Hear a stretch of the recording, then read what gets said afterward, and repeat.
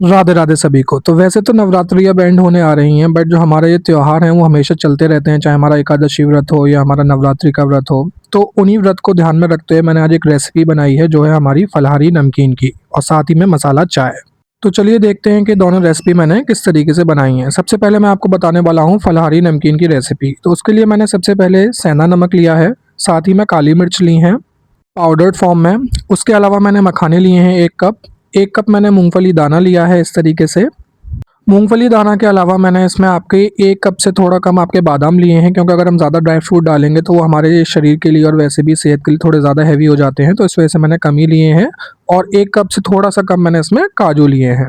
साथ ही इसके अलावा मैंने 1 आलू लिया है बड़े साइज़ का, और वो आप देख भी सकते हैं कि इस तरीके से हमने आलू को पील कर लिया है और उसे पानी में रख दिया है, ताकि हमारा जो आलू है वो काला ना पड़े। इसके साथ ही मैंने यहाँ पे कड़ी पत्ता दिखाया है कि हम कड़ी पत्ता लेकर इन सारी चीज़ों की हेल्प से आज हम बनाने वाले हैं अपनी फलाहारी नमकीन। तो आप एक बार ये बेसिक इंग्रेडिएंट्स देख सकते हैं कि किस तरीके से मैंने ये सारी चीज़ें यूज़ करके फलाहारी नमकीन बनाने वाला हूँ। तो अब सबसे पहले हम आलू को घिसेंगे, तो उसके लिए हमने ग्रेटर ले लिया है ये, और उसी बाउल में मैंने ऊपर से इसे एडजस्ट कर लिया था, और आलू को उसके ऊपर इस तरीके से एक ही डायरेक्शन में हमें मूव करना है, और इस तरीके से हमें अपने आलू को घिसना है, ताकि हमारे जो लंबे-लंबे जो छोटे-छोटे हमारे शेप्स बनेंगे वो बहुत ही क्रिस्पी बनेंगे। तो लगभग 1 मिनट में सारे जो आलू थे, मतलब मैंने यहाँ पे आपको 1 ही आलू दिखाया, बट मैंने यहाँ पे 2 आलू लिए थे, तो वो सारे आलू हमारे अच्छे से ग्रेट हो गए थे, और मैंने उन्हीं पानी में उन्हें रखने के लिए छोड़ दिया था। फिर जितना भी एक्सेस वाटर था उसको मैंने निकाल दिया था, और फाइनली जो हमारे आलू थे, लच्छेदार जो आलू थे, वो हो गए थे तैयार। अब इसके बाद बारी थी इनका एक्सेस वाटर निकालने की, तो उसके लिए मैंने एक कॉटन का कपड़ा ले लिया था। उन पे जो भी हमारे जितने भी आलू ग्रेट किए थे उनको मैंने अच्छे से स्प्रेड कर दिया था इस तरीके से हाथों की हेल्प से, और इवनली स्प्रेड करेंगे ताकि जो हमारा मॉइस्चर कंटेंट है वो अच्छे से एब्जॉर्ब हो जाए। और अच्छे से मैंने देखिए इस तरीके से प्रेस कर कर के इनको इवनली स्प्रेड कर दिया था, और फिर एक और मैंने क्लॉथ लिया था जो हमारा कॉटन का ही क्लॉथ था, और उसकी हेल्प से इस तरीके से देखिए हाथों की हेल्प से अच्छे से मैंने इनको किया था प्रेस। 1 से 1.5 मिनट के अंदर आपके ये अच्छे से प्रेस करने के बाद ये अच्छे से हो जाएँगे, सूख जाएँगे, ड्राई हो जाएँगे एकदम से, और जो सारा मॉइस्चर है वो एकदम से गायब सा हो जाएगा। आप देख सकते हैं कि कितने अच्छे तरीके से इनका जो मॉइस्चर कंटेंट है वो रिमूव हो गया है। तो चलिए अब बारी है हमें इन्हें कढ़ाई में फ्राई करने की। तो सबसे पहले मैंने कढ़ाई गैस पे चढ़ा दी थी। कढ़ाई अच्छे से गर्म हो चुकी थी, तो अब मैंने उसे मीडियम फ्लेम पे कर लिया था। मीडियम फ्लेम पे करने के बाद अब बारी थी उसमें ऑयल ऐड करने की। तो यहाँ पे मैंने वेजिटेबल ऑयल ऐड किया है। आप अपने अकॉर्डिंग जो भी आप ऑयल खाते हैं उसे ऐड कर सकते हैं। फिर मैंने देख लिया था कि जो तेल है वो अच्छे से गर्म हो गया था, इस तरीके से चेक कर लिया था। और जो आलू थे फिर मैंने उनको ऐड कर दिया था उस खौलते हुए तेल में। तो देखिए इस तरीके से जो हमारे आलू हैं उनको हम इवनली इस तरीके से उसमें डाल देंगे, जो हमारा वेजिटेबल ऑयल है जो कढ़ाई में हमने डाला था, और इस तरीके से हम उसे स्पैचुला की हेल्प से मूव कर लेंगे। इसके साथ ही हमें एक बात का ध्यान रखना है कि जो हमारे लच्छेदार आलू हैं वो हमें मीडियम से हाई फ्लेम पर सेकने हैं, ताकि उनमें जो क्रिस्पीनेस है, जो कुरकुरापन है, वो आपका निखर कर आए। और इस तरीके से 1 से 1.5 मिनट के अंदर ये हमारे जो लच्छे थे, लच्छेदार जो आलू थे, वो अच्छे से फ्राई हो गए थे, और देख सकते हैं आप कितने ही क्रिस्पी और कितने ही गोल्डन फ्राई इनका कलर आया है।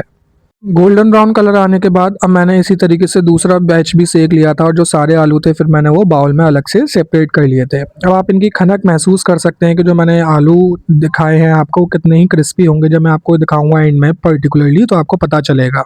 इसके बाद इसमें मैंने कैश्यू ऐड कर दिए थे। कैश्यू मैंने आपके हाई फ्लेम पे ही फ्राई किए थे, और ये आपके 1 से 2 मिनट में आपके गोल्डन ब्राउन हो जाएंगे, इस तरीके से आप देख भी सकते हैं। और जैसे ही गोल्डन ब्राउन हो गए थे मैंने उनको भी बाउल में सेपरेटली निकाल लिया था इस तरीके से। अब इसके बाद बारी थी आलमंड्स को रोस्ट करने की या फिर फ्राई करने की। तो मैंने उनको भी इसी प्रोसेस की तरह कम्प्लीटली उसमें डाल दिया था तेल में, खोलते खोलते तेल में, और ये फाइनली ये भी अच्छे से हो गए थे आपके फ्राई, और इनको भी कर लिया था मैंने बाउल में ट्रांसफ़र।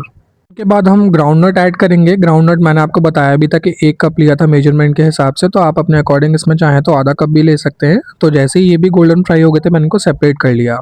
इसके बाद बारी थी हमारी मोस्ट इंपॉर्टेंट चीज़ की, जो है हमारा कड़ी पत्ता, क्योंकि कड़ी पत्ते से बहुत ही अच्छा फ्लेवर आता है। तो मैंने कड़ी पत्ते को भी अच्छे से तेल में फ्राई कर लिया था। उसके बाद तेल निकाल कर मैंने उसमें बहुत ही कम तेल में आपके मखाने रोस्ट किए हैं, क्योंकि ज़्यादा तेल में आपके मखाने सारा तेल जो होते हैं वो पी जाते हैं। तो इसके बाद ये देखिए हमने सारी चीज़ें अच्छे से फ्राई कर ली थी। उसके बाद जो हमारे बेसिक इंग्रेडिएंट्स थे, जैसे हमारा काली मिर्च है, हमारा सेंधा नमक है, इनको मैंने अच्छे से मिक्स कर लिया था ऐड करने के बाद इस तरीके से स्पैचुला की हेल्प से। और फाइनली जो हमारी फलाहारी नमकीन है वो बनकर हो गई थी तैयार। अब एक चीज़ है जो मैं आपको स्टार्टिंग में बताना भूल गया, कि अगर आप अपने इसको और ज़्यादा फ्लेवरफुल बनाना चाहते हैं, खट्टा मीठा टेक्सचर देना चाहते हैं, तो उसके लिए आप इसमें शुगर पाउडर या फिर जिसे हम बूरा बोलते हैं वो भी ऐड कर सकते हैं। वो आपके ऊपर डिपेंड करता है कि आपको खट्टी मीठी नमकीन चाहिए या एकदम तीखी, या फिर आपकी स्पाइसी नमकीन चाहिए। तो वो आपके ऊपर डिपेंड करता है, आप अपने अकॉर्डिंग उसे एडजस्ट कर सकते हैं। अब आपने इसकी क्रिस्पीनेस देख ली होगी, है ना? वाक़ई में बने हैं ना बहुत क्रिस्पी। तो चलिए अब इसके बाद हम रेसिपी देखते हैं, वो है हमारी मसाला चाय की। तो उसके लिए मैंने आपको बेसिक इंग्रीडिएंट बताए हैं, जैसे मैंने इसमें तुलसी पत्ता लिया है, साथ ही मैंने इसमें हरी इलायची ली है, काली मिर्च भी ली है मैंने। काली मिर्च के अलावा मैंने इसमें दालचीनी ली है, दालचीनी के अलावा इसमें मैंने 2 से 3 लौंग के पीसेस भी लिए हैं। साथ ही मैंने इसमें आपका अदरक लिया है छोटे-छोटे पीसेस में कट करके। चाय पत्ती ली है मैंने इतनी छोटी-सी क्वांटिटी में। साथ ही में मैंने इसमें चीनी आपका शुगर मेजरमेंट के हिसाब से 1/3 कप लिया है और एक जो ये बाउल है उसको थोड़ा-सा कम मैंने क्वांटिटी में आपका दूध लिया है। तो ये हमारे बेसिक इंग्रीडिएंट्स हैं जिनकी हेल्प से अब हम अपना मसाला टी बनाने वाले हैं।